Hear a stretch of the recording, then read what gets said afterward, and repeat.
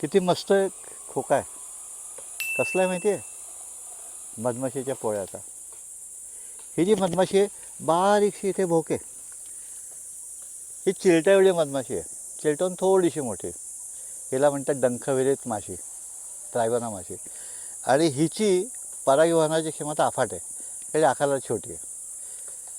आणि आकाराला छोटी असली तिची मर्यादा पण आहे. ती खूप लांब जाऊन परागीभवन नाही करू शकत. आता ही जी मधमाशी आहे ही सगळ्या शेतकऱ्यांच्या शेतामध्ये किंबहुना सोसायटीतल्या प्रत्येक ब्लॉकमध्ये सुद्धा असायला हरकत नाही. याच्याने मध चमचाभर पण नाही निघत, पण तो मध जो असतो तो डोळ्यासाठी खूप उपयोगी असतो.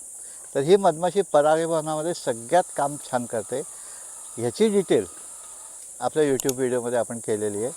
तुम्ही तो यूट्यूब व्हिडिओ बघा आणि शेतकऱ्याने हा प्रयत्न करा जाणीवपूर्वक की आपल्या शेतामध्ये ट्रायबना माशी कशी सर्वाईव्ह होईल आणि तिला कशी वाढवता येईल. धन्यवाद.